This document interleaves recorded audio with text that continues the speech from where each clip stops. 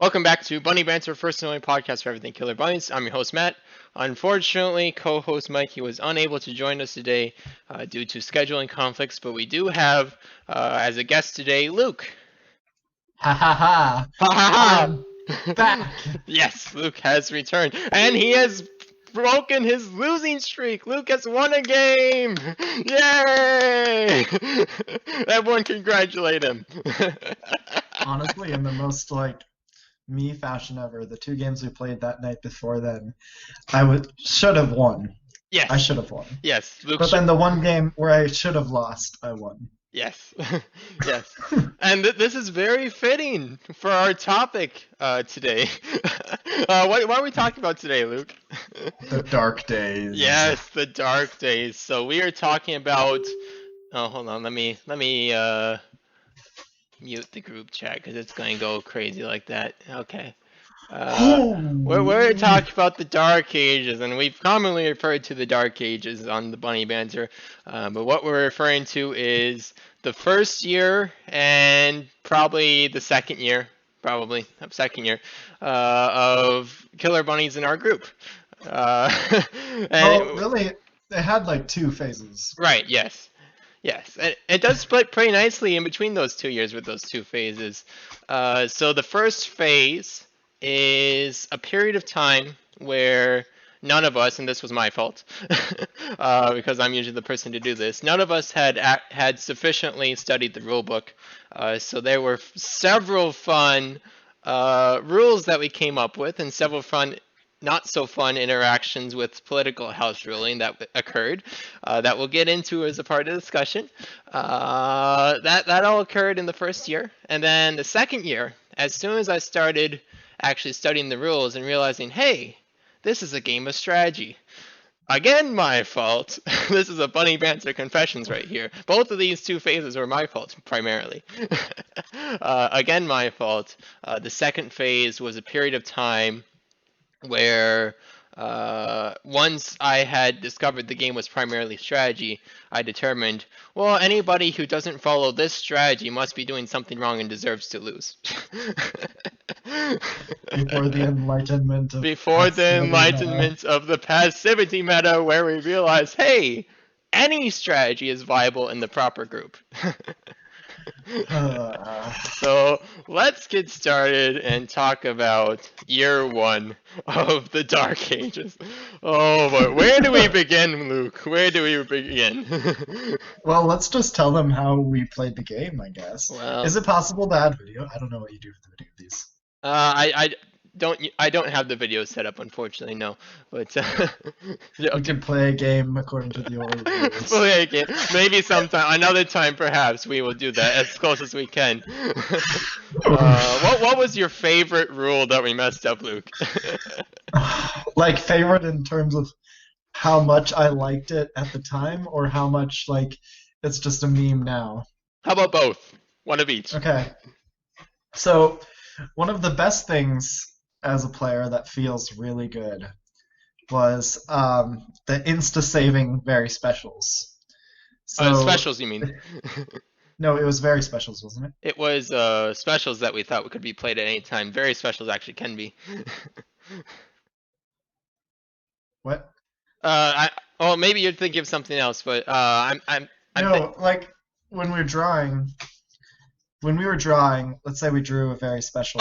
yep, okay, yes, okay. Yeah. I mixed my terminologies. I was thinking of a completely different situation that I'll bring up. Yes, absolutely. Okay, yes. Yeah, so essentially you'd start out drawing and be like, very special, save it immediately. Very special, save it immediately, and you'd keep drawing like that. And so you could rack up quite a bit. And I can't remember what I think the only differentiation we had between very special and special, which I guess which comes from the rules obviously, is that you had to run specials through to save. Right. Which is true. Um, but yeah, essentially you could just infinitely draw very specials like you can Kabbalah Dala. And that felt very good. Yes, I had forgotten about that one. I had blocked that one out of my memory because, oh my goodness. Anyone who's played Killer Bunnies knows how good it is to have a bunch of save specials. And if you can just play very specials down right away and save them, holy cow, that's a lot of plus tempo. And then using them, of course. And then using them, yes, all of them are quite good. It's Yeah. interesting how back in the day it used to be, why would you keep a very special in your hand? Well, the very rare case where you want to keep it hidden. Nowadays, now that we actually know the rules, it's like, why would you ever want to save one? Well, the very rare case where you have literally nothing else to do. Yeah. It's a complete reversal. Oh yes, that was a good one. Uh, the one I was thinking you were talking about before, which there's kind of a mixed terminology here. I was thinking of let's say something. Let's take the most extreme example. Terrible misfortune is played on one of your bunnies. In the Dark Ages, we believed specials could be played at any time. So as soon as that Terrible Misfortune is played or drawn, we're going to play down our Baker, we're going to play down our other Baker, we're going to play the Carrot Top Casino, and all the specials that are gambling the bunny because the bunny is dead anyways. We did all of that. Yep. When weapons were during the opponent's turns too. When a weapon was played, it's just like, okay, this bunny died. After the bunny had died, even after the bunny had died, we'd be like, oh yeah, I was just going to play a bunch of cards here, and then the bunny will die because order. That's why I thought you were referring to for a moment there when you said instant saves with various specials. I was like, oh yeah, you saved the bunny with your special, you know? Oh no. Yes, No. yes, but that obviously it was what you're referring to. I just didn't think of it because I blocked that one out of my memory. Holy cow! Oh, those were some fun ones though. Completely game breaking, absolutely, but those were fun. One that I remember that was very interesting was our misinterpretation of the one trade rule. We didn't, we, meaning myself, it was completely my fault, I was the only one who read the rule book, did not correctly read the one trade rule, and we thought that you could only trade once in the entire game, so you better make that trade worth it. And that was the rule that changed the game for you. Really, Yes. and what really made the Dark Age, like once that rule fell apart, that was the end of the Dark Ages. At Yes. least that first phase. Yes, that is very correct. And also, the correction of that rule directly led into the second phase of the Dark Ages, which we'll talk about later, because I'm sure there's Yep. still more rules we want to cover. Oh But yes.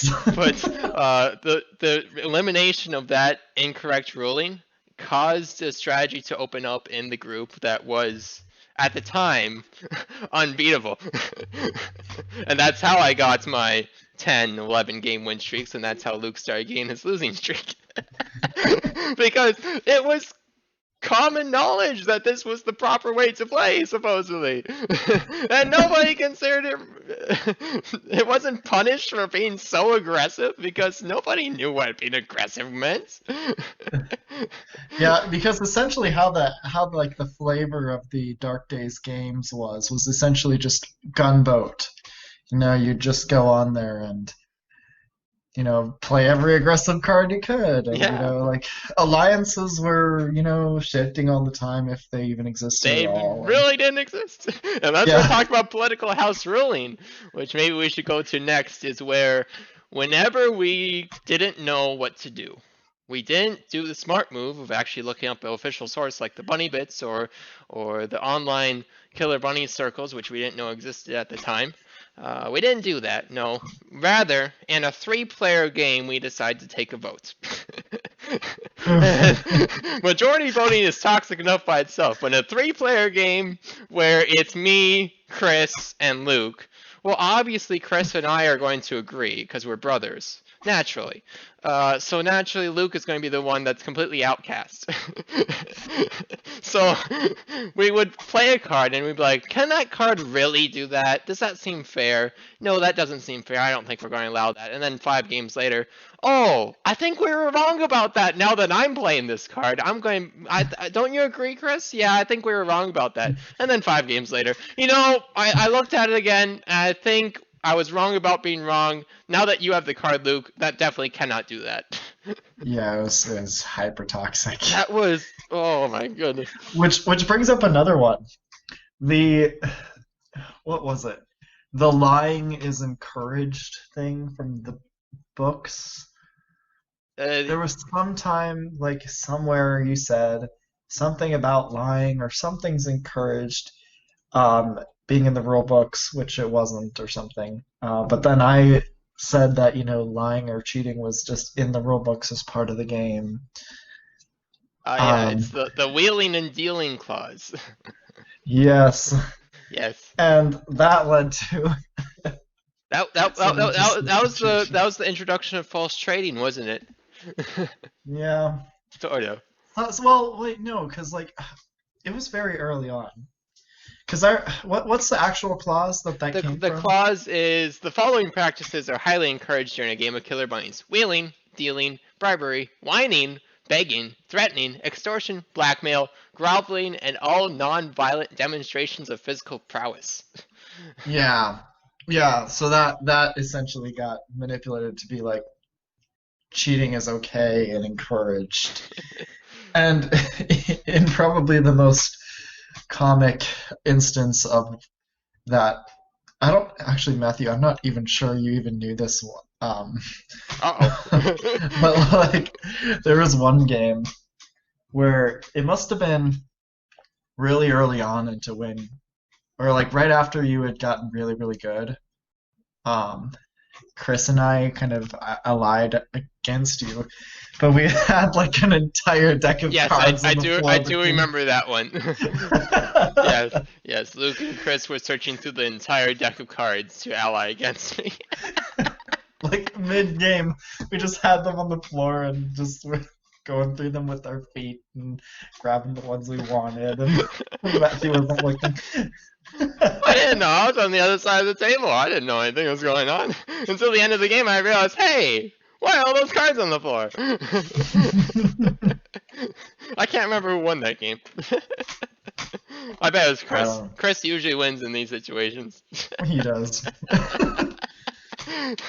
Oh Oh, man. that was a toxic one. And back in the day, this actually went on into year three, almost.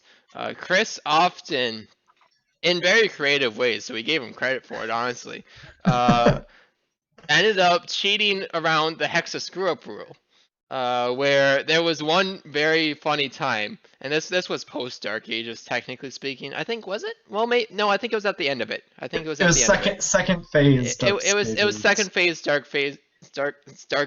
phase Dark Ages, where Chris had an extra card in his hand, and rather than sneakily discarding it, he decided, I'm going to. You want to trade hands? So I offer. I had a bad hand. I decided to accept, and all of a sudden he called me out on Hexa Screw Up because he gave me a hand of 6 cards. It's like, what? Well, obviously the trade was illegal and having the 6 cards was illegal in the first place, but there it was. Yep. So cheating was in fact a part of our games. Oof. That was fun. Oh boy, where do we go next? Should we talk about the conch? Oh the, no! the car. Oh, there's so many things about the conch. So many things. So I've seen this confusion multiple times, and realistically, the confusion should not exist because there should be no ambiguity. So, because the conch has the claw, so the conch is the card from Chocolate Booster that makes it so that only the player or the person holding the conch can speak for 2 rounds of play. And then there's the clause, and therefore can make any trades of his choosing, which almost sounds like I can make whatever trades I want because I'm the only one who can talk and you can't refuse. Yep. Silence is consent. Oh, hold on. Why is people calling the group chat? Go away. Who even did that? No, stop. I have Is like it? 5 Facebook tabs open. Quiet. Okay. It's Okay. Chris. Why isn't he joining us? Chris! What's going on? Why are you still ringing? Where's the last one? Help! There it is. I found it. I killed it. Okay, I killed it. I have the group chat muted. Why? Okay. Anyways, the conch. Silence was consent for the trading. Remember, this is during the time where the one trade rule existed, so you only get one trade, and you better make it worth it. So what would happen is, and this shouldn't have been ambiguous. This should never have been allowed. But what we did is the person who played the conch could make any trade that he wanted. So he would trade for everything that the opponent had for $1. Everything. Yep. Everything. Yep. Everything. Everything. Literally everything. Just like, oh, I played this card, I win the game. Can you imagine if we had the one trade rule correct at the time? You could trade for all of the opponent's stuff. And not only that, you can trade for favors. So I'm going to trade for the favor of you conceding. Yeah. The big thing then was, use your trade before the the Yes. conch comes around. Yes, that was the counter. And that's how we realized we were playing wrong. Once we fixed the one trade rule, we realized, hey, the conch is really wrong. That can't be right. So then that's when we started studying the rules. But yeah, that was the counter. In our 3-player game, we would make sure that before the conch was played, you make sure to trade with someone. You use your one trade that you want to save for an emergency as soon as possible. Because if you don't, the player with the conch will be able to trade with you. Yep. Uh, Oh man. the conch also brought into the question the non-violence clause in the Bible. That's how we discovered that one. Is because if no one else can talk, if you start punching them, and if they make any noises, oh, they're going to be punished. I don't think I saw that one pulled out ever, but that happened like once. Oofta. Yeah, so that was another fun one. Oh boy, lots of fun interactions where we think, how on earth did we come up with these? Now, a couple that were a bit more harmless, and we actually shocked that they were the opposite once we corrected them, is bunny triplets and red gleefles. Back in the day, we believed that bunny triplets do not get their advantage until the turn after you play them, giving the opponent an opportunity to deal with it. Same with the red gleefles. Do you miss that change, Luke?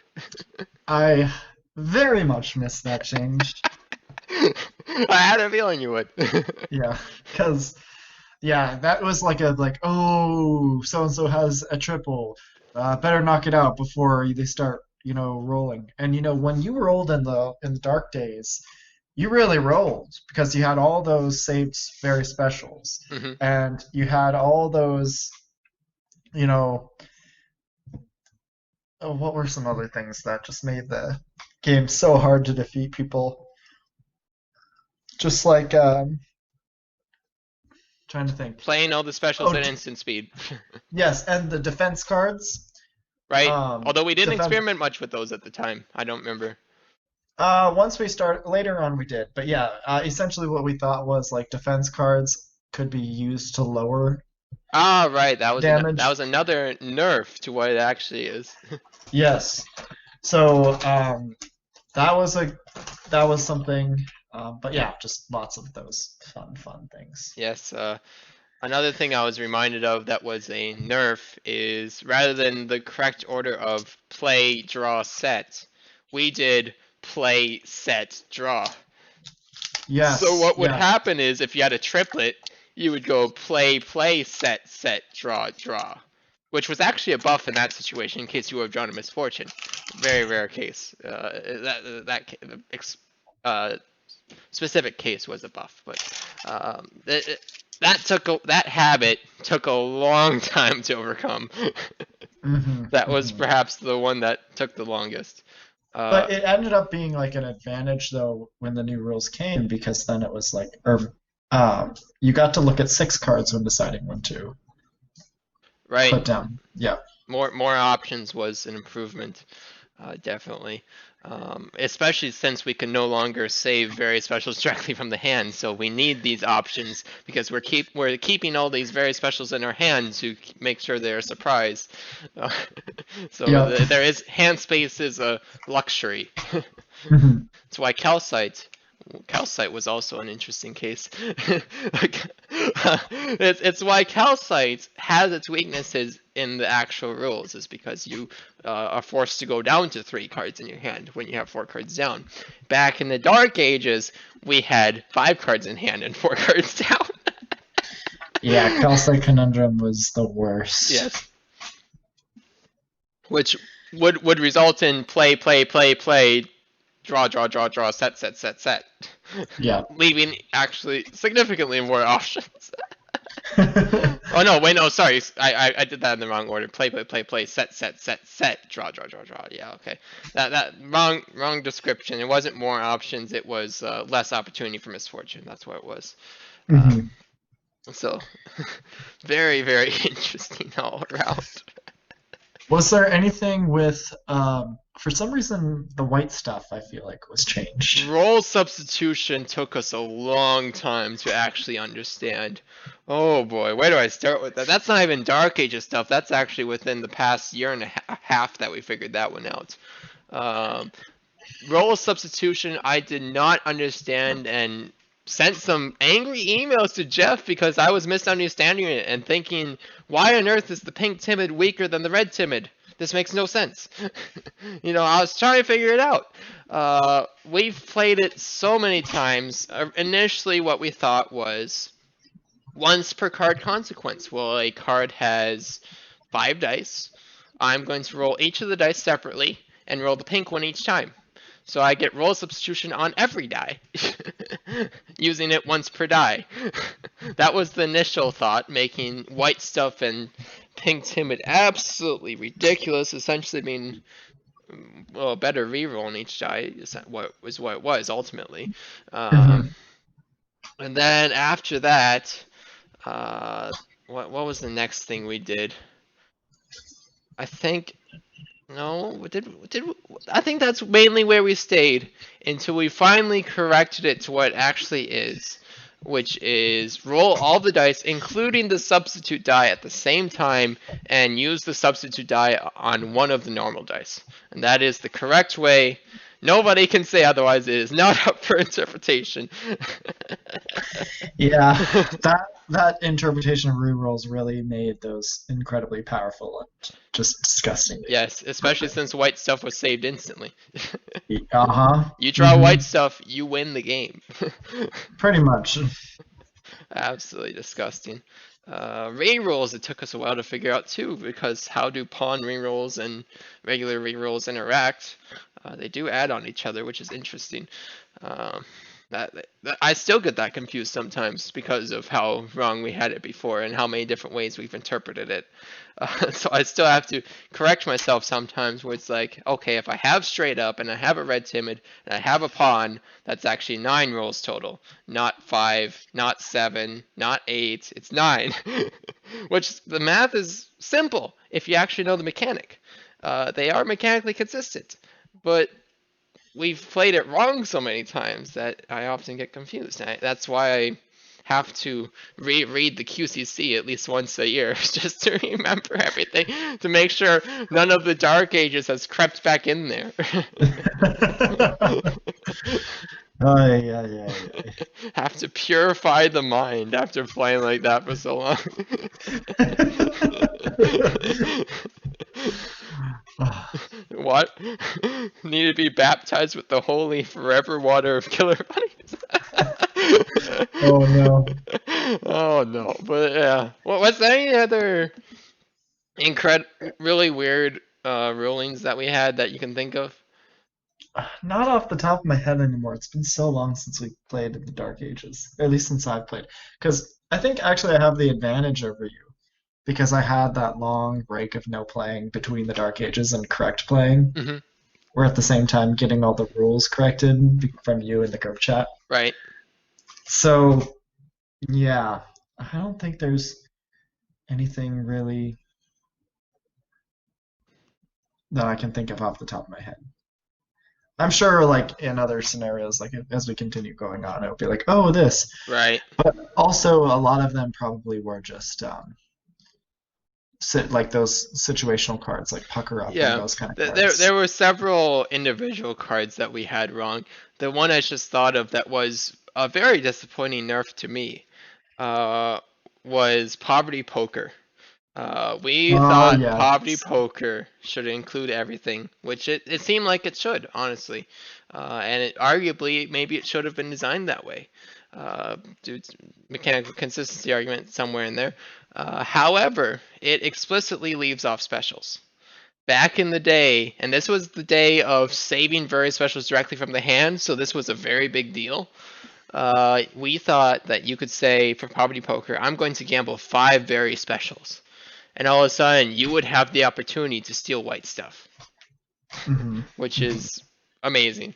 So Poverty Poker back in the day was one of my favorite cards, if not my favorite card, until we realized, hey, oh, specials aren't included explicitly. That's sad. Yep. But I'm glad for it these days, although Poverty Poker is no longer anywhere close to my favorite card. Not even close. So It's Mad Mad Donald's Bakery now, isn't it? that was my favorite card. Second phase, absolutely. That card won me so many games, but yeah, it's still high up there. I'd have to think about what my favorite card actually is. I could pick a favorite card per booster, and that's what we're doing with the booster review series.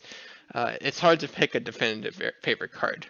Um, Hmm. for example, Kelpies is my favorite card from Creature Feature, but to say that Kelpies is on the top 10 list of all cards of all time, I mean, it's great, and it probably was when it first came out, but now that we've had a couple boosters after the fact, maybe not. Yeah. It's a great card, and I can gain a lot from it, but it's not top 10 material, whatever that top 10 is. Who knows?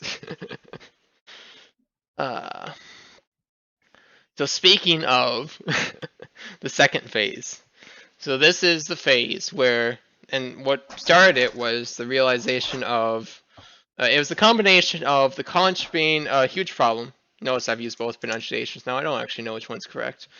I alternate between conch and conch.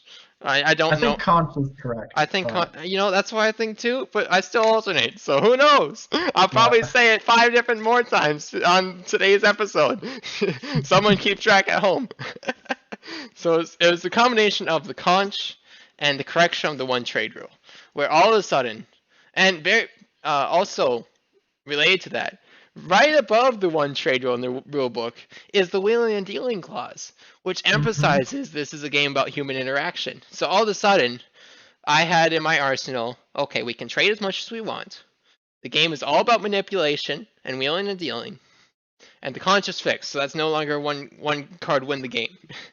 Okay, so from all of that knowledge, I decided min max aggressive strategy is what I used ultimately. I didn't call it that at the time, but what I did is I min maxed. I would say, in order to guarantee my win each game, I would do things along the lines of, I'm going to play this weapon on you unless you give me X. And X was usually below what the weapon was worth, so they would actually give it. Then my very next card, I'm going to play this weapon on you unless you give me X. Little did my opponents know they could have just died to the first weapon and all my other weapons would have been useless. But instead I kept getting whatever X was, which ended up being all of their save specials, all of their dollar, all of their cabbage of water, started to get carrots, and all of a sudden I control the game. And from that point, I would have a double red pawn, and at the end of the game, with all my dollar, I would play the Mad Bakery or the Monumental Mad Bakery 3 times. each. And one of those times would clear their bunnies, at least. And they would lose all their carrots and I would win the game. Auto win. 11 game win streak. Easy. Yeah, And that strategy though, it's been proven effective not only in Killer Bunnies Dark Ages, but also in world history. Um, yes, there you go. It does work. can I dare call you the Hitler of Killer Bunnies at that Well, that time? was more when I was doing the kinder protection services, but yes, that was. I won't make that comparison. That was well. I'll say it, and the viewers are going to interpret it one way or the other, because it'll be interpreted both ways. The min-max aggressive strategy back then was World War II. The KPS was more of a modern example. So take that as you will. Depending on which political spectrum you're on, you will view the other side as that. So congratulations! We're very well united. Yay! Hashtag Civil War November. It's possible. Let's hope not. Oh man. Let's pray it doesn't come to that. But holy cow, we are not united. That's essentially what KPS was. Is I created an ultimate dictatorship, and it was the same with min-max aggressive strategy back in the day, even though it was honestly a primitive strategy. Min-max was, where I didn't know this at the time, but I combined it with a lot of very aggressive group manipulation tactics, where I would declare this type of min-max strategy to be the only viable strategy. And if you're not doing it, you're doing something wrong. And therefore, whenever Luke is the prime example, because Luke was the primary victim of this, where once I realized the game was strategy, Luke didn't quite believe it right away, which he shouldn't have. We didn't actually discover the passivity meta at the time. So we hadn't even discovered what the actual strategy is, which is more akin to diplomacy a little bit. But to be fair, I don't believe the game is 100% strategy anymore, but sure, there's lots of strategy in it. Sure. I connect that. That's perfectly reasonable. But essentially, what happened was that min-max strategy was viewed as the only viable strategy, and those who believed it decided to start playing that strategy, and those that didn't started getting very much accused of losing by their own fault, and often were targeted extra for it. I was branded a heretic. Yes, Luke was branded a heretic and went on a 3-year losing streak, which is a shorter losing streak than Jeff had. Oh! Who said that? And that's without playing games. Jeff actually was playing games. No. It's okay, Jeff. We know why you lose. It's because people target you excessively as well. I didn't even know that. I'm sorry, Jeff. But yeah, that's actually what I was going to lean into then. Because, for me, as somebody, you had the game, you had the rules. I just played it whenever we came together, But then all of a sudden you're telling these new things, you're playing these new, very aggressive strategies, claiming the game is all about strategy, whatever. When I'm seeing it as, a lottery system winning victory, all of these cards, dice rolls, it's just got luck written all over it. And said, yeah, right, there's strategy. And then, your super aggressive plays. And Chris kind of just bandwagoned off you at the time. Yeah. And so then I just got, yeah, he does. does. And so then I just got crushed every game, just from the pure statistics of 2 versus 1, and yeah, your min-max or whatever. But the one thing that it crushed you, like your actual in-game strategy was decent, right? It was good. It got you that 11-game win streak. Right. But your outside of game strategy. Yes, that was the toxic. Terrible, horrible. nobody wanted, like, did not want to play with you because it was just, it wasn't fun. Right. And it all of a sudden became not fun to hear about Killer Bunnies. And yeah, it, I didn't play a game of Killer Bunnies for a year and a half. Yeah, you played every year or so for like 3 years. Yeah. Well, there was a few with Maddie back then. Oof. Well, yeah, that was worse. That was the third Dark Ages right there. That was Well, its own category. uh, Those were the end times. those are toxic for a different reason. The day of reckoning had come. Toxic upon toxic. Holy cow. Oh, the toxicity of the Dark Ages added with the toxicity of that friendship. Oh, no. Oh, yeah. Oh man. Hopefully she's not listening today. Uh-oh.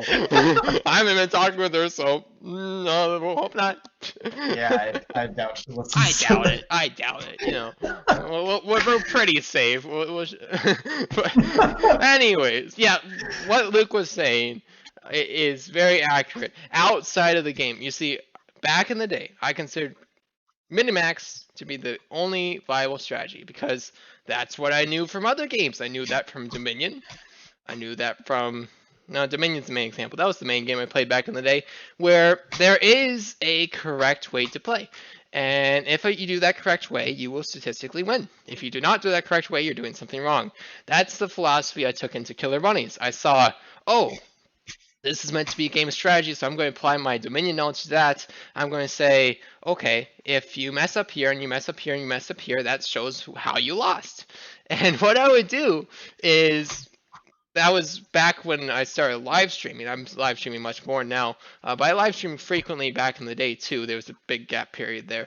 But what I would do is, after a game, I would look at the stream archive and I would say, oh, on this turn, Luke saved a very special. That's a -1 tempo. Oh, on this turn, Luke targeted the the blue Sinister instead of the yellow Gleeful. The yellow Gleeful was objectively the better choice here. He obviously made a mistake. Well, and that was so annoying to hear. And I would just make a giant list because I considered it my crusade to attempt to prove Luke wrong. That the game was pure strategy. I need to prove Luke wrong. So I need to show him the mistakes that he made in terms of min-max aggressive strategy. And it would be a giant list of oh, minus tempo here. Oh, forgot to feed a bunny here. Oh, drew an extra card here. Hex a screw up. Oh, some of those were actually misplays. But who cares? Misplays are sometimes a viable strategy. Sometimes winning is the correct strategy. Sometimes losing is the winning play. Back in the day, only winning was the winning play. And not even all types of winning, just min-max winning. I don't even use min-max strategy anymore. It's not proper strategy. It doesn't fit in most groups. That's the worst part about it. I don't think I could do what I did back in the day. I don't think I could get away those strategies.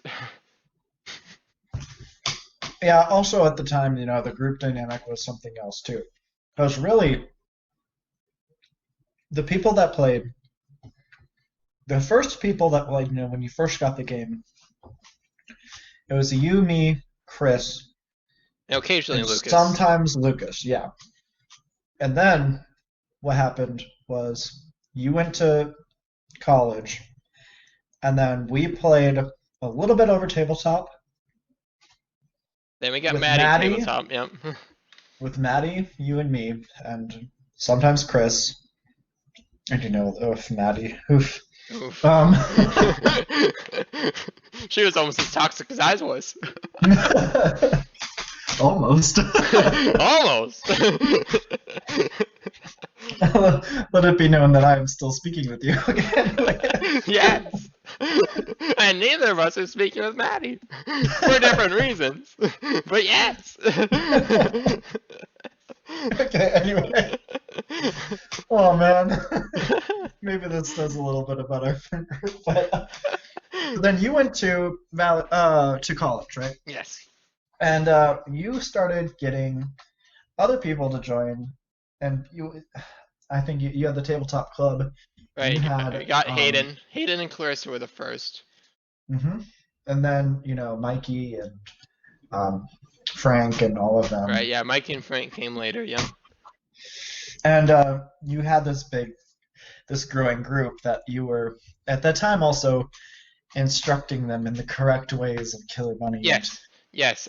Post Maddie, it was actually Hayden and Clarissa that got us out of the Dark Ages, because even in the Dark Ages, the passive strategy was a theory, technically. Nobody ever considered it viable, but was a theory. 1 year later, this was year 3, Clarissa and Hayden proved it. And that's when I realized, hey, passivity meta! Wow! and then it was corrected through Frank or perfected through Frank. Yes, perfected through Frank. Clarissa was the one who proved passive strategy. Frank was the researcher. And then you And then did your KPS. I exploited the passive strategy that was growing through KPS and turned passive strategy into a nuclear weapon. Mhm. Where I have all the power. Flashbacks. Did you But ever yes, experience full KPS, Luke? I can't remember if I played any games with you during that period. no, never. Oh, thank goodness. Yeah. It was. Oh my, like that. As long as we talk about toxicity, we'll get there. But let's keep talking about phase 2 for now. But yeah, and so it was really just and then so you had that group, and you guys were playing more and more, and talking about it in our Facebook group, and then on my end and Maddie's end, we just were like, nope, and that's when it was just because then anytime I think there was one time I joined a tabletop group with you and Hayden, um, Right. Chris was probably there too. Or no, probably, there were 2 separate times I think. One 3-player game, one a 4-player game, or something. yeah, and it just wasn't fun, and you know I just didn't care anymore, and it was just yep. And Right. There was the time when in person, the 3-player game with Chris, where you placed rank on holographic or something, and then it got stolen and you conceded or something like that. well, It was clear that you were not there for the game. yeah, it was very much like it very much felt like because I was also the number one heretic. And actually, I believe I have heard. I have not listened to all of these podcasts. In fact, I've only listened to like 3 of them. But I've heard that I don't know when you started making this too, but I mean, and like these, I think at the time they're just the residual jokes of me being the Right, heretic yeah, of it Killer was Bunnies. definitely a joke at that point. That would have been about a year ago, a bit over a year ago, was Yeah, when but we started. for a time I was the Killer Bunnies heretic on your so-called full cutthroat mode. Yes, full cutthroat. Oh, I didn't actually play full cutthroat that often. We did standard That one, cutthroat. that one, that one game with Lucas. Oh no. Oh no. Yeah. I suppose that could almost be a third Dark Age. Well, it fits into the second. Yeah, it's the The second. cutthroat ness of enforcing the rules, where once we realize, hey, your turn technically ends once you set down your card. Oh, you forgot to feed your bunny. That's unfortunate. That's very bad strategy of you to try to be efficient with time and set your card down first before you imply do that. You need to make sure to feed your bunny first, otherwise your bunny will starve to death and we are not going to accept no for an answer. That was also part of min-max strategy. Hmm. It's essentially an extreme version of card late card played and the annoyingness that comes with that. Yes. Yeah. Yep. So, um, but no, and then you stopped. You came out of the Dark Ages. So it's good. Yes, yes. Hayden and Clarissa, we started playing starter set, and I'm trying to remember. why I stopped playing Cutthroat. Precisely. I Well, I guess it think it was was a. just reputation stuff. I think it was in. When was it? Because it was Cutthroat in Phase 2. I'm trying to remember where it stopped. It must have stopped naturally based Hmm. on me playing essentially only starter sets and essentially in new groups where it's not going to be enforced. Hmm. And what I would do is I would say technically your turn would end there. Oh yeah, this is how it went. What I would do is I would say technically your turn ends there as soon as you set your card, but your first time player will let you get by with it this time. And I would keep on doing that, and eventually I realized, hey, well, what happened was, uh, some of the lesser newer players, the a little bit experienced players, started to attempt to enforce a little bit of cutthroat, just a little bit, just be like, oh yeah, you forgot to feed your bunny, not aggressively, but just trying to enforce it. And what I would do is I would take advantage of that, say, if you're going to enforce that, I'll enforce it on you, because I wasn't enforcing it on them at that point. And what that led to, that created the foundation for KPS. Is everyone knew that they couldn't enforce these aggressive rules because if they did, I would enforce them better. Yeah, Uh, that was another part about the second age of the dark ages, was just that it was almost like you had to know the rules inside and out, and the rules are immensely thick, and nobody wants to take the time to learn them all and right, all of that. And so it was just you had to rely on Matthew because he was the only one that had taken the time to read the rules, and so anything he said basically would go because it was like, well, I'd have to. It's like trying to prove something just like an expert, and even if you are right, they could pull up a million things which may or may not be true and just throw these articles at you or whatever. right. Yeah. They have more knowledge on the subject, even if they are technically wrong. It doesn't matter. Yeah, even if they are wrong, they can just dazzle you so much with stuff you just don't understand or didn't know existed, and it might just be all bunk, but you have no way of telling if it's bunk because you don't know the subject and all this. It was just a very, yeah, it was very much like Matthew was this unbeatable person on top, and everyone else was just fighting for second place, and that wasn't fun. It was accurate. Yeah. And back in phase 2, I would aggressively use that power. Then once I started playing starter set with Hayden and Clarissa and some others, I started reminding people of rules, and eventually it became the situation where, oh, this is strategically viable to remind people of rules, and that's where the passive neutral strategy of the teacher came about, where, oh, players like it when you remind them of things that they have difficulty remembering. Oh, don't forget to feed your bunny there. Oh, you forgot to feed your bunny. That's okay. We'll let pass this time. Things like that. People like that.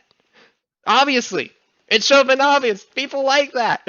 So therefore, in game, they are nicer to you because you are being nicer to them, and thus the passive strategy was formed. Which I mean is just basic like human interaction It's that basic everyone. human interaction. Be nice to people. That is the message. Be nice to people. Kumbaya, mother. Without the kumbaya. uh, Uh, and it was incredible because Clarisse, it had to be determined by a person who was actually nice. Because I wasn't, and still aren't. I'm a very harsh person. Just ask anyone in the Facebook group who has attempted to use a house rule. I will show them explicitly. Your house rule breaks this, this, and this, and this, and this, and I advise you not use it. I will demonstrate all my knowledge, and even though I am correct, in pretty much all those cases these days, where hey, this rule is game breaking. It is. There's nothing that can be said about that. But I'm harsh about it. I'm not a nice person. It took a nice person like Clarissa and a neutral person like Hayden to actually develop the passivity meta. Here I was, an aggressive player, not actually enforcing my aggressiveness in a starter set game with new players. And then Hayden is naturally neutral, so he'll play pretty fair. And Clarissa was naturally nice. She would start giving away bunnies whenever anyone needed one. That was the start. That was how it started. The passive strategy started where, oh, you don't have a bunny. Do you need a bunny this turn?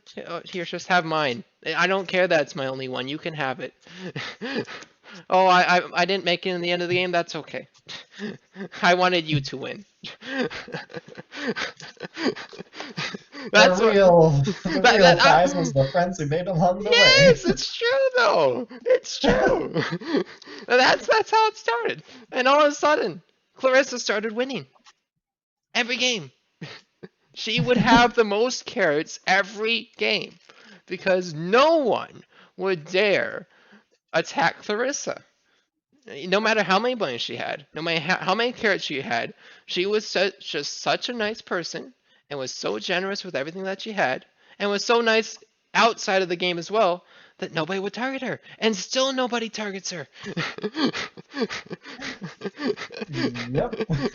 And but then there's a little residual fear as well of Matthew though too. Like, oh, don't target Matthew, he'll just blast you. That was the opposite spectrum. Is people didn't that's what led into KPS. And then we can, as long as we're talking about toxicity here, we can talk about that. I'll label the episode Toxicity, Dark Ages, or whatever. What happened was the passive strategy started being praised as morally right because being nice in person is good. Being nice in game must also be good. It makes perfect sense. So what would happen is it started with 1 or 2 players in a 6-player group that were passive. It would have been Clarissa, it would have been Frank at the time. Frank was at the time of KPS. I can't remember if Clarissa was involved in the creation of it, but of course the creation of passive strategy led to it. So we had 2 passive players, Frank and someone else. Then the 3 other players in the group were aggressive or neutral, somewhere in there. And there I was. What I would do, in attempts to praise the passive strategy, I would make sure that I am always allying with the passive player. So I would consistently be in alliance with Frank and whoever else was being passive at the time. What that would cause is because everyone is inherently afraid of me, all of a sudden we have a giant threat that is claiming to be passive, and thus the aggressive passive meta was formed. So what would happen is, in these starter set games, I would make sure that anyone, this was not full KPS yet, this was passive Justice Warrior, which combined with KPS to make my unbeatable dictatorship. What would happen is anytime anyone would do anything against Frank or the other passive player, or me, I would very excessively retaliate and target them for the entire rest of the game to teach them a lesson. Because how dare you attack a passive player? What have they ever done to you besides having the most carrots? That's not a good enough qualification. I'm just gonna throw this out there. You might get demonetized, but Chinese Belt and Road Initiative. There you go. Luke knows the history. And then history, current events. Yes. And then after that, adding to that, when I started playing full set games with people from the Discord who were also very afraid of me because of my reputation as someone who knows the game so well. What would happen is I decided, I don't know how it started. I have no idea how it started, but I decided Killer Bunnies should not be attacked because who would harm a child? How dare you target a Kinder Bunny?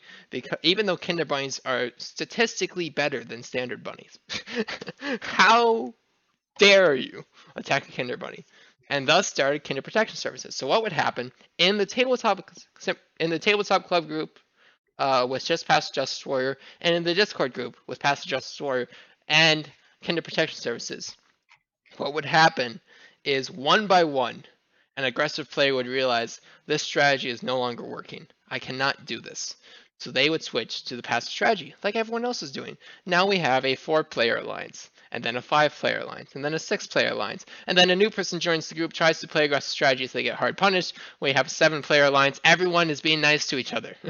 Same, the Discord group. We had a passive tabletop club with like an 8-player game, everyone was passive. Anything that was even passive neutral would be villainized because it had to be for my strategy to work. The hippie circle jerk of passive strategy. It was! It was pretty much that! And then he was coming into like the Facebook group chat and touting this as like excellent strategy. I was like, Just this is working. And then the Discord group got much worse because I got to do KPS out with it. So what would happen is it started with me and one passive player. And then I got in like an 8-player group, I got maybe 3 passive players and me. And all of a sudden, Killer Bunnies became a game of, are you pro Kinder Bunnies or are you anti Kinder Bunnies? And everyone who was pro Kinder Bunnies on my side was very much benefited. And everyone who was anti Kinder Bunnies, if you dared even target one once, how dare you? You are getting targeted for the rest of this game and you will lose. Right from the start of each game, I would know there is a 4-player alliance between us. However, there is not a 4-player alliance between the remaining opponents because they are all playing aggressive. They haven't figured it out. They haven't figured out KPS because it's not a spoken alliance. It's all implied because who would dare attack a player who's being passive? It's all implied. And it would be 1 versus 1 versus 1 versus 1 versus 4. And who's going to win? Who do you think? Yeah, exactly. I had the most carrots after every game. Because the person who benefited the most from the alliance was me. The passive players benefited quite a bit, but me being the player who was actually dealing out the threats and being the player that people were actually afraid of to attack, and being the player that people would donate Kinder Bunnies to satisfy my wrath, their words not mine, because I was the Killer Bunnies god, their words not mine. I benefited the most and I got the most carrots. It got to the point where once I stopped playing the strategy, this would have been about a year ago. Oh no, that's not quite right. No, it would have been about 9 months ago when I stopped playing KPS. I was playing a 5-player game, 6-player game, and one of the players who remembered me playing KPS and very much was pro Kinder Bunny didn't believe me. I explicitly said, I am not playing Kinder Protection Services this game. I might attack a Kinder Bunny. He didn't believe me. I attacked his Kinder Bunny with a Feed the Bunny 1 cabbage. He gave me the darkest the scariest death glare I have ever seen. Because he believed that I had done something so morally wrong that I had completely betrayed his trust as a friend. That's how far KPS went. It was something. I remember that story. I didn't actually see it, but I remember the story. Oh, it was terrifying. And what I took advantage of it too at the time. What I said, I had absolutely nothing. I had no threats. I had no responses to anything he could do in retaliation. I said to him, go ahead and try retaliate, see what happens. And he didn't. He just stared at me the rest of the game and eventually left early. He wanted to get out of there. He was too scared of me. He thought I was a complete bluff. It was a complete bluff. It was a complete bluff. As you can see, this is the reason why I stayed out of the Killer Bunnies circle for 3 years. Yeah. Well, uh, at that time, that was post Dark Ages, though. Um, that was post but Dark just Ages. That's important to the note. environment But that the environment that was created created, that. yes, yes, there is a difference between the Dark Ages and independently toxic strategy. There are strategies that you can do that are incredibly toxic, such as promising a future favor and then not doing it. Yeah, You could do that. It's legal. Don't do it. It's incredibly toxic. KPS is legal, and you can do it. And it's a very toxic reputation-based strategy if you let go too far, which you will, because the players who are enforcing it that are not you will actually consider it more important. Kind of like when Luke started anti-Jeff cult. yes. His followers were very much more upset with anything Killer Bunnies than he ever was. Very true. It's very true. You know, that there this is also post Dark Ages. There were instances in the group chat where Luke would start a discussion on Killer Bunnies, and I would talk in the discussion. You know, it's probably about passive strategy. You know, oh, Frank did this excellent play, and I would describe how the play was good. Luke would disagree. You know, whatever. Uh, it was a civilized conversation, and Sean, being a part of or Jordan, I think it was Jordan in that instance, being a part of anti-Jeff cult, thought it was extremely terrible that any Killer Bunnies content would ever be in the group chat. How dare us? Even though Luke started the discussion and Luke was the founder of anti-Jeff cult. It was, yeah. Like, yes. Oh, and then I should actually tell a funny story. Um, who was it? I think it was Jordan actually. Yeah, it was Jordan. Um, I don't. I think Lucas played in this too. Lucas was kind of like, I don't like the way Matthew plays Killer Bunnies. Jordan was also like, I don't like the way Matthew plays Killer Bunnies. I Jordan's never really, played. no, he has. Well, He plays yes, a lot. yes, he's never played with us, with me. Yes, Yeah, yes, but yes. here's the story. So, like at the time, I really hated how you play Killer Bunnies, and Jordan was like, you know what, Killer Bunnies actually might not be that bad of a game. We'll give it a try. And I said, yeah, sure, why don't we? And I went into that game and I was mini Matthew and I played full cutthroat with like oh, you didn't do this, oh, and because of this rule you have to give me all your carrots because you weren't born on the 17th, so this weapon or whatever, and like trying to really highlight all the ridiculous rules. um and I got them to rage quit in half an hour. Yes. And it was then ever since they've just absolutely despised Killer Bunnies when it's not by nature a horrible game. Absolutely But not. But because it is founded on social interaction and social interactions can be completely awful, in fact, often are, Killer Bunnies therefore can be completely awful in the wrong group. and at the time it was in most groups, so at least and then yeah, so Yeah. You reminded me of another instance. This is going into full cutthroat. When we refer to standard cutthroat, that's referring to enforcing hexa screw up, which is 6 cards in hand, and broken contact, which is you take your hand off a card, that card is where it is. We enforce both of those very harshly in cutthroat. Full cutthroat took that one step further, which was not used very frequently, and should never be used. Ever. Never ever use it. But what it was is that, plus, if your opponent cheats to their disadvantage, let them do it. So if your opponent thinks the card does something, and that something is weaker than what the card actually does, just let them go through with it.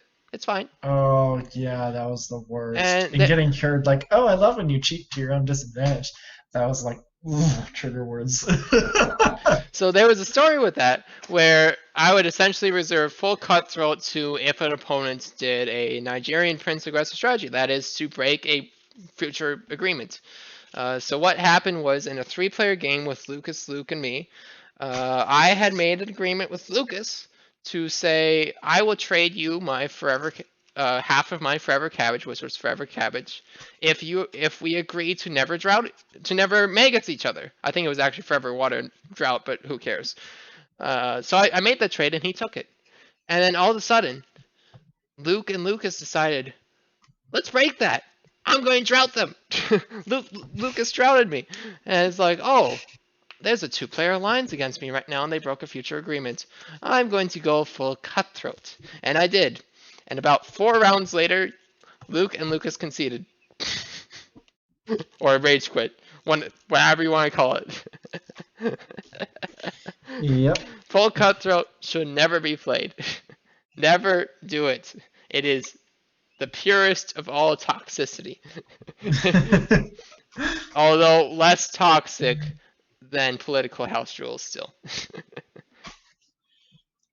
If you must have house rules, and this is my philosophy of house rules, if you really want house rules, make sure they are unanimously agreed upon, and ideally before the game, because the most toxic situations I've ever seen in Killer Bunnies, including everything we just talked about, and I was usually the one who this worked in favor of, because I had the reputation of the one who's supposed to know the rules, is when we disagree on how a rule should work, and we decide to take a vote on it. And if any person disagrees, the majority vote wins, of course. What would happen is, rather than vote objectively, because realistically no one could vote objectively, they hadn't read the rules. And I realistically hadn't read the rules well at that point either. There should be no vote taking place anyways. But rather than vote objectively, people would vote for personal reasons. There was an instance in a game with Maddie, Luke, and me, where Maddie wanted to know, why on earth can't I use a prune Danish during my opponent's turn? Well, it's in the definition of a save special. It can only be played during your own turn. No, that's not good enough. And Luke, being good friends with Maddie and lesser friends with me at the point in time, agreed. I how the turns have tabled. And the tables turned. That's a perfect example of political house rules, where the rules explicitly state this, but what if it wasn't that? What if we change that? I think that should change. Let's vote mid-game. Oh, I agree with my friend over here that I like more than you. Oh. With Luke was the victim of this when it was me, Chris, and Luke, where, of course, Chris and I are going to agree. We're brothers. We agree on everything. Ever since I moved out of college. Before then, we hated each other. The things distance will do are wonderful.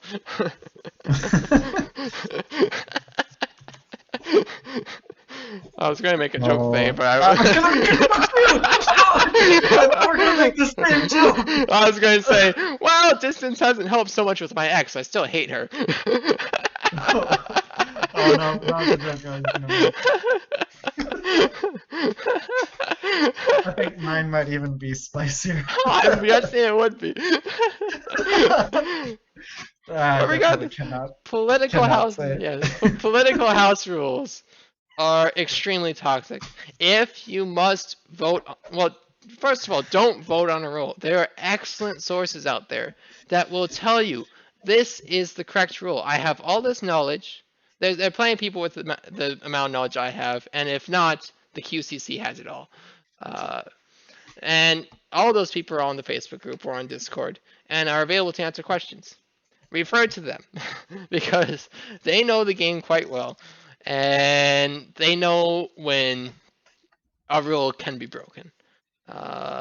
Because if you make a decision, like we did with the conch early on, and that rule is very broken, but we were like, oh, we have to take the literal interpretation. It clearly says that the player may make any trades of any kind. It clearly says that, right? Yeah, totally. That's totally what it says. It's totally not grammatically ambiguous in favor of the correct ruling. So if you run into situations like that, refer to the official sources. But if you can't, for whatever reason, and have to vote, preferably don't vote mid-game, and preferably vote unanimously.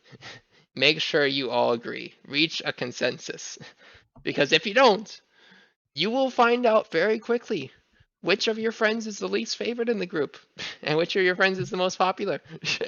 Well, I don't know about that, but Oftentimes, or at the very least, certain relationships would take precedence. Like uh, Chris and I obviously have to agree with each other as brothers over Luke, and Maddie and Luke were better friends at the time than me and Luke, so they would take precedence most of the time, statistically speaking.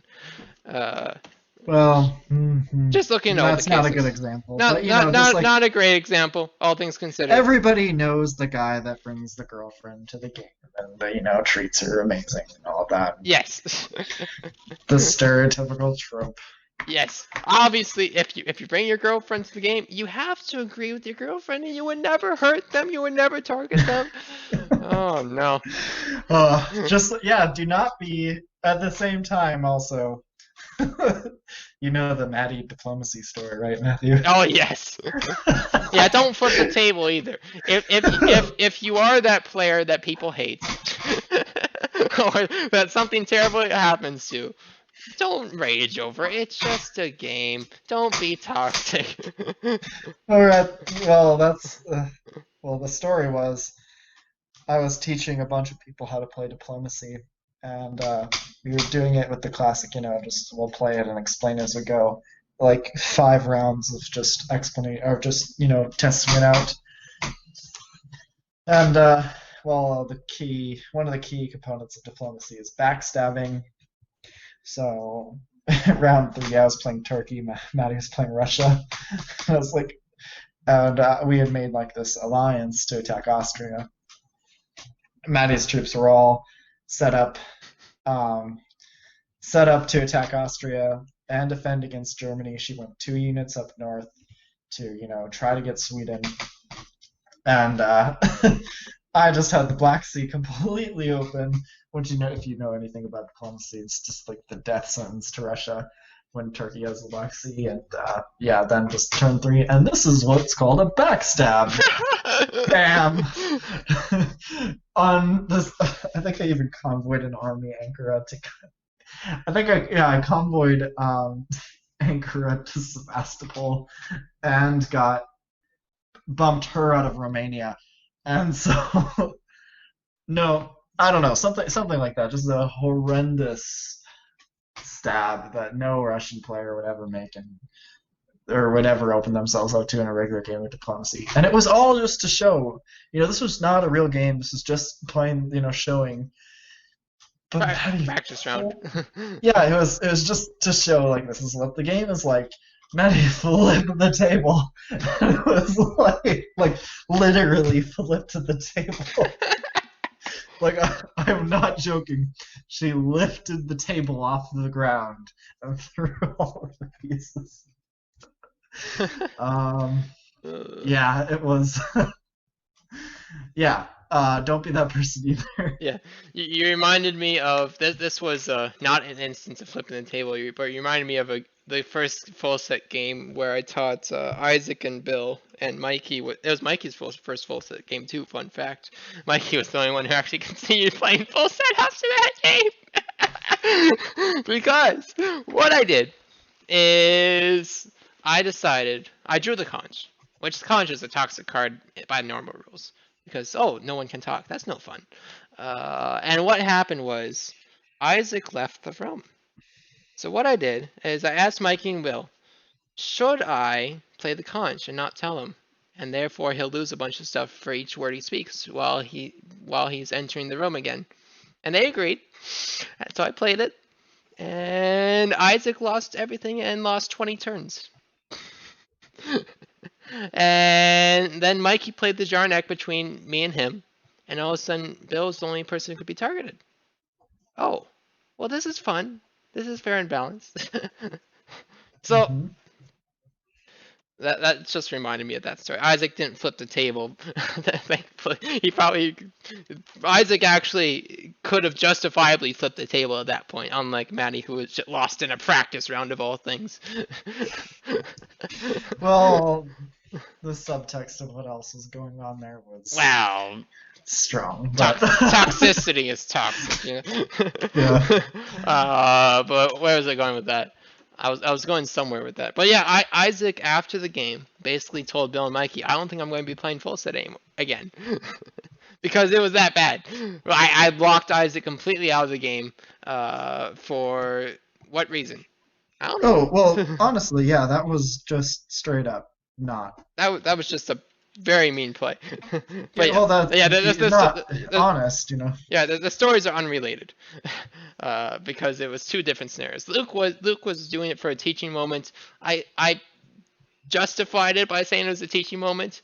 What I should have done is say this is what would have happened, and just to demonstrate an extremely aggressive play that you could do, and then not actually enforce it. That would have been the correct thing for me to do in that situation because it was their first full set game, and previously they had only done two starter set games. Uh, Yeah. I guess the point of the Russia story, though, the diplomacy story, is you don't know, when going off your earlier point of, you know, finding out where the alliances lie, like you might end up causing more disruption to somebody than you intended to because people can have their feelings hurt and stuff. But yes, yes, yes, yes, yes. yes, that I guess this episode is just a general. Just don't be a jerk. don't be toxic. Yes. Here's my all. This is my saying this as an admittedly toxic person. Still, I tend to be. I And tend to. oof. I tend to be a harsh person Just in kidding. general when I know I'm right, which is always no. I tend to be a harsh person in general and somewhat toxic, more toxic than less.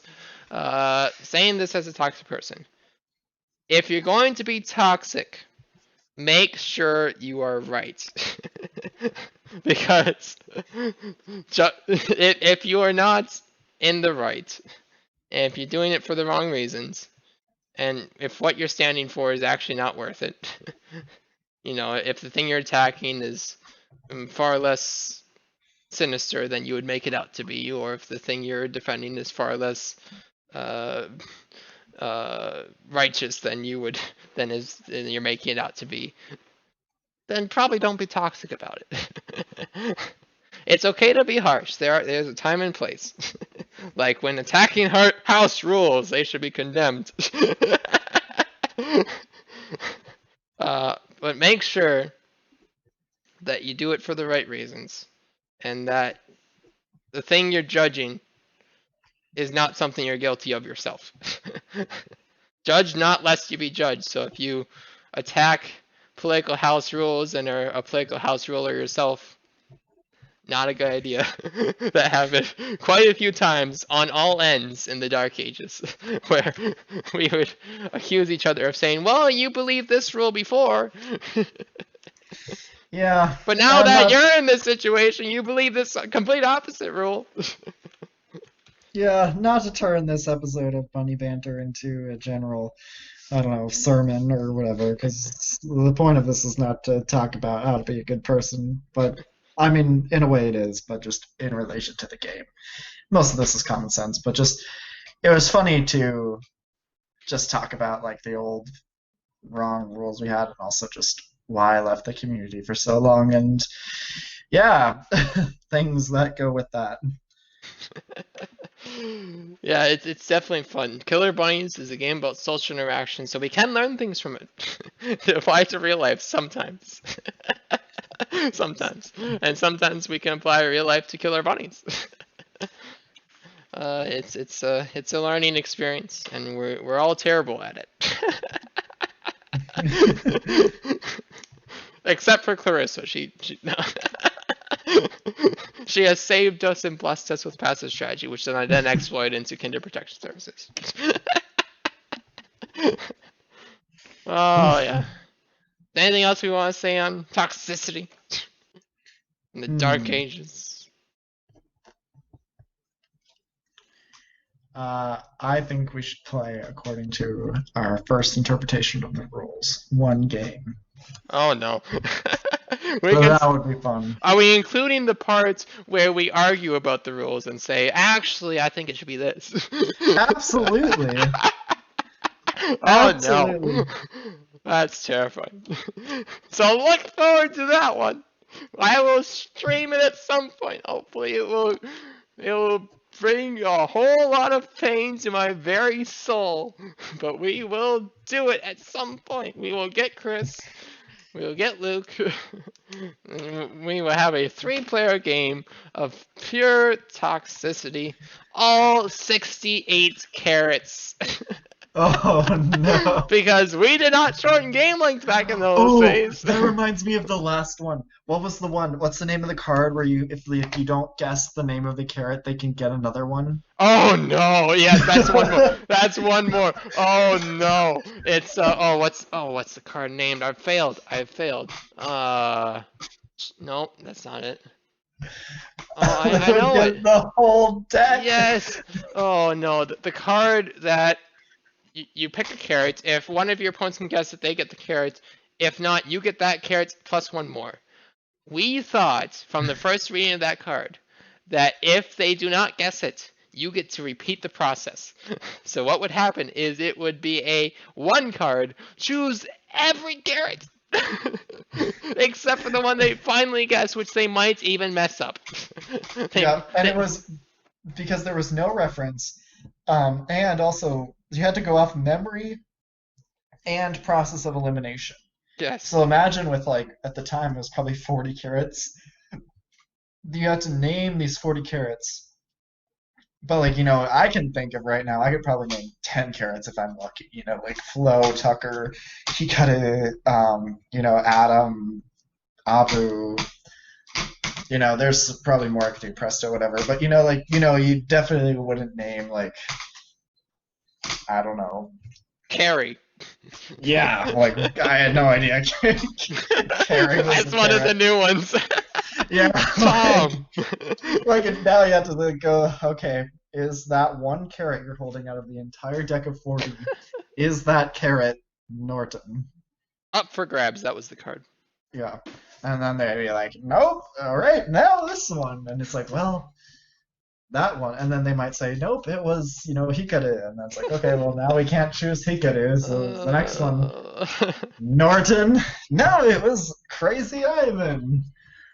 Friendly reminder that up for grabs is non-aggressive. Oh no. Oh yes, and then so they would go. They get all but like one or two carrots. And then they buy the last one. Yeah, and then insta win. Yep. That was worse than the conch. I'm glad you remember that. That was one of the more notorious, up there with the conch on cards that we interpreted incorrectly the first time. Where as soon as you drew that card, you would know that you win. It is better than in Current's full set drawing Atlas Shrugged in a 2-player game. It is better than that. And Atlas Shrugged is a pretty much you won card in the 2-player game. There was one time when I did get Atlas Shrugged, and I played it successfully on Matthew in the Dark Ages. Yes, that was a day. That was a day. A glorious day. Yes. Anyways, we've learned our lessons, and now we have come out of the Dark Ages, and we will certainly be in more Dark Ages eventually. It is inevitable to find toxic strategies. That's 2020. We're in the Dark Ages right now. Yeah, we're in the Dark Ages right now. Let's do pandemic strats and social interaction. Your bunnies are quarantined. Jeff's gonna pump out a coronavirus card. No, I don't think he will. I highly doubt that. People made the argument for Ebola virus, but Ebola virus was actually a movie reference, and the card came out before it was actually a big deal. Yeah. I remember when we started playing, it was the year of the Ebola virus. Yes, it was. We started playing when Ebola virus was actually a big deal, so that was hilarious to us. Yeah. Ebola virus would be a card, even though the game came out significantly sooner. We're relatively new to the Killer Bunnies lore. Yeah, that was 2014, I think. I think it was later than that. Let's see, it would have been. No, we played when I was still in high school. Right. It would have been 2015 then. All right. 2015 is when we started. Wow, it's been 5 years. But there have been people who have been playing for 18 years. Jeff's been playing for 19, 20 years. Wow. And we're still strategically better than him. Ha! No. No, Does that's he listen to all of these? sometimes. That's okay, Jeff. No hard feelings. Sometimes. Our next episode, apologies to Jeff. What, didn't we already establish I'm a harsh person? I mean, and this is just on Killer Bunnies. Let's not talk about Sola Fide chat. Soul Chat. Holy cow. Oh, that's a fun one. Don't get me started on Lutheran doctrine. Actually, yes, get me started. You think I'm... Do you think I'm harsh on house rules? Oh, interesting. How lucky you have it. But anyway, yeah. long story short, if you want to be harsh and if you want to be toxic, make sure you are in the right. Oh, and I should say this as well. Matthew did apologize for all those like times and everything, and now I'm back and playing in the game again, and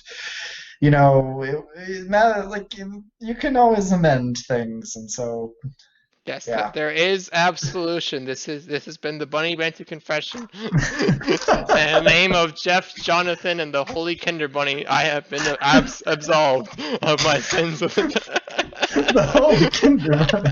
Of course. I got my KPS back, don't you know? I tried it on a racing game with Jeff. I don't think he noticed.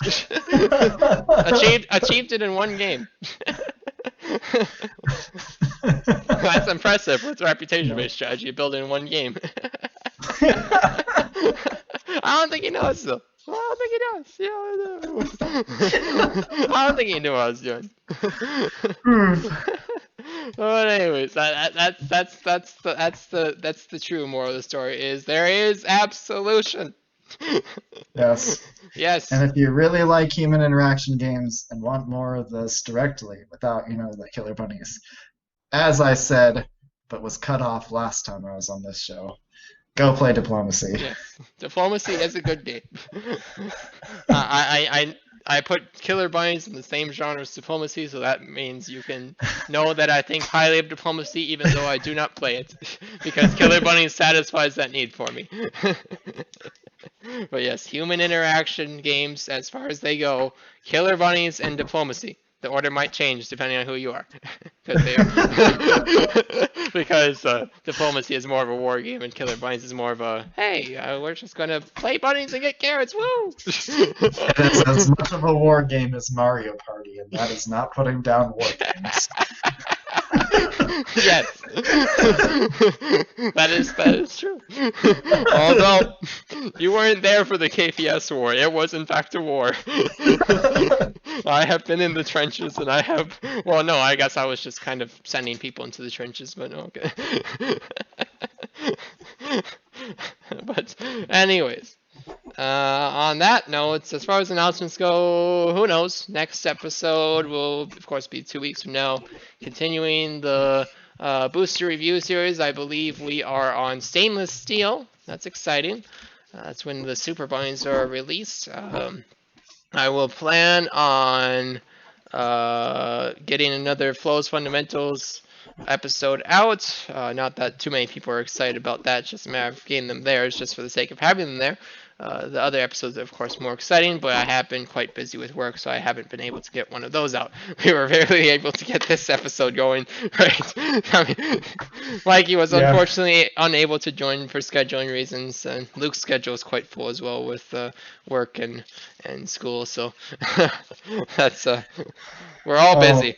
Oh, Matthew, I need to tell you about something about class tomorrow, but that's on a personal note. Okay. But all right. Well, Well, thank you, Luke, for joining and participating in our bunny banter confessions here. It was my pleasure. Go in peace, my child. Go in Your peace. sins are forgiven. We have had the actual absolution. Hooray! And that absolution goes out to all who are repentant Dark Agers in the Killer Bunnies community. Okay. Luke, you want to do the honors with the Jeff Bless? No, No. I Okay. will not Jeff bless. That is sacrilege. That is sacrilege. Okay. Mikey Bless. Mikey bless.